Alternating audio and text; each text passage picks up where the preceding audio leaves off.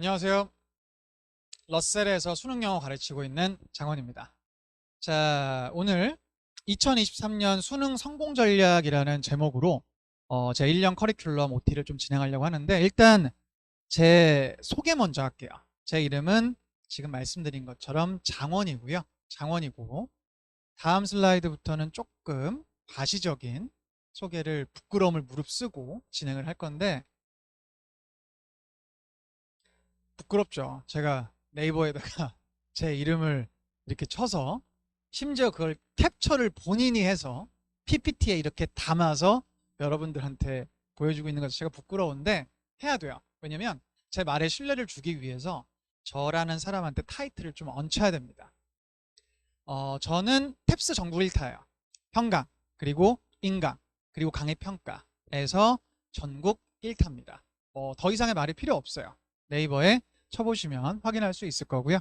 그리고 수능 영어에서는 2020년 2월, 2021년 2월 이렇게 2월을 왜 강조하는지 모르겠는데 2월 수강생 숫자가 어떻게 변했냐면 이렇게 변했어요.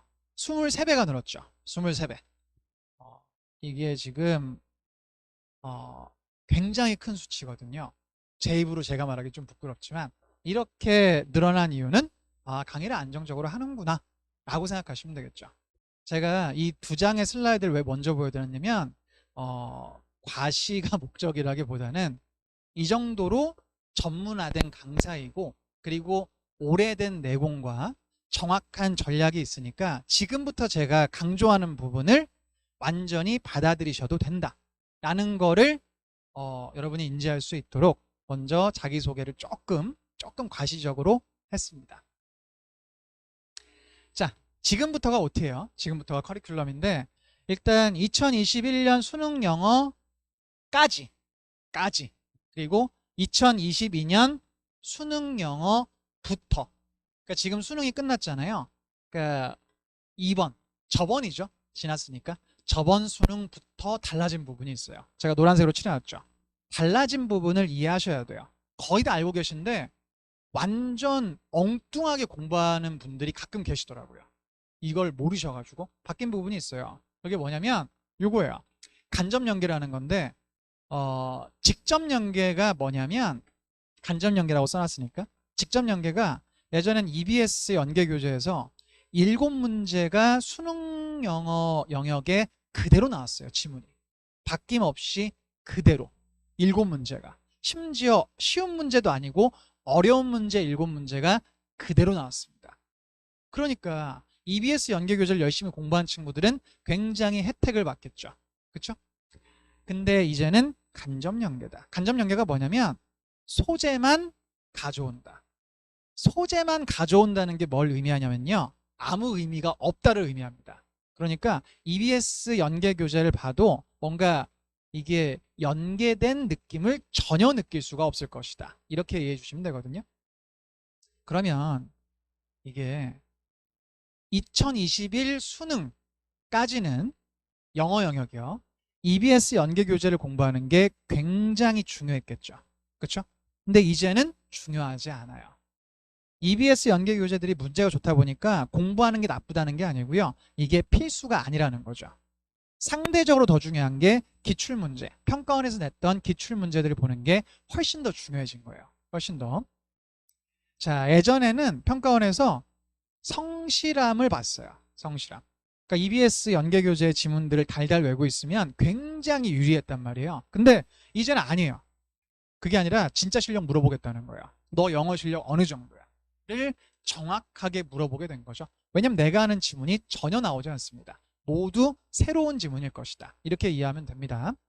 자, 이 두 개가 되게 중요하겠죠. 그러면 어휘, 해석하는 능력, 이 두 가지가 기본기거든요. 이 두 가지를 빼고 어떤 전략적인 접근이라든가 요행 같은 걸 통해서 점수를 많이 올릴 수는 없을 것이다요. 1등급이라는 등급이 생각보다 영어 실력을 꽤 많이 요구한단 말이에요. 그래서 이런 기본기 학습이 굉장히 중요하다는 거죠. 다 알고 계시죠? 근데 이게 언제 중요하냐면 여름방학 전에 중요해요. 그러니까 하반기에는 기본기를 메꿀 수가 없어요. 멘탈이 그렇게 되지 않아요. 왜냐면 친구들이 다 굉장히 빠른 공부를 한단 말이에요. 실전 모의고사 같은 거 풀면서 빠른 공부를 하고 있는데 혼자서 문장 하나하나 막 뜯어가면서 이런 공부를 하기는 쉽지 않다. 그래서 상반기에 이 부분을 메꿔놔야지만 하반기에 그 실력을 바탕으로 점수를 극대화시킬 수 있을 것이다. 이렇게 이해해 주시면 돼요. 이해되시죠? 자, 그래서 1년 커리큘럼이 어떻게 진행이 되냐면 1월부터 8월까지 기본기에 집중합니다. 물론 기본기만 하는 건 아니에요. 기본기에 집중한다는 거죠. 어휘력, 그리고 문장구조, 파악 능력, 이 두 가지를 굉장히 꼼꼼하게 봅니다. 이 두 가지를 1월부터 특히 6월까지는 많이 집중하게 되는데, 그러고 나서 문장을 읽는 능력이죠. 6월부터 8월까지는 논리력. 논리력이라는 게 뭐냐면 문장이 아니라 paragraph, 단락을 이해하는 능력이거든요. 결국은 연결어라든가 어떤 부분을 강조하는지 등을 이용해서 이 화자가 말하고자 하는 거, 필자죠. 필자가 말하고자 하는 말을 정확하게 이해하는 능력인데, 이 부분에 6월부터 8월까지 집중합니다. 마지막 9월, 10월은 파이널이죠. 이때는 실전 모의고사, 제가 만든 모의고사를 통해서 유형별로 전략을 습득하는 데 집중하게 되죠. 이렇게 진행이 될 것이다. 요 순서가 맞다라는 거를 여러분이 아셨으면 좋겠어요. 자, 이 세 가지 유형의 수험생들이 그럼 혜택을 볼 수 있겠죠. 첫 번째, 기본기 부족한 친구들. 특히 상반기 수업 때. 그리고 중학교 때까지 잘했는데 고등학교 와서 약간 평타 치거나 좀 떨어지는 친구들 있잖아요. 이런 친구들은 글의 철학적인 깊이라든가 내용적인 이 난이도가 더 깊어지거나 어려워지면 글을 잘 이해 못하는 습성이 있거든요. 그러니까 논리력이에요. 이런 논리력적인 부분들. 마지막으로 감으로 문제를 푼다. 대강 무슨 내용인지 알았는데 세모가 막 2개 생기는 거예요. 그러면 이게 맞는 것 같은데? 라고 고르는 거죠. 그렇게 감으로 보기를 고르는 친구들은 평가원의 의도를 모르는 거죠. 문제 유형별로 어떤 의도로 만들어지는지를 이해 못하는데 그런 부분들을 제가 해결을 해주려고 하는 거예요. 이렇게 세 가지 유형의 친구들이 혜택을 받을 수가 있을 것이다. 끝! 이렇게 됩니다. 이게 1년 커리큘럼이고 제가 언제 어떤 부분에 집중할지를 간단하게 설명을 드릴 건데, 마지막으로 제 개인 연락처를 좀 알려드릴게요. 이메일 주소, 그리고 인스타그램 아이디라 그러나요? 저 잘 컴맹이어가지고 인스타그램 아이디 DM으로 저한테 질문을 하시건, 그리고 이메일로 저한테 질문을 하시건, 궁금하신 부분이 있으면 영어적인 부분에서 저한테 편하게 질문해 주시면 돼요. 이제 끝날 건데 하나만 기억하세요. 상반기의 기본기입니다. 하반기의 전략이에요. 이거는 바꾸시면 안 돼요.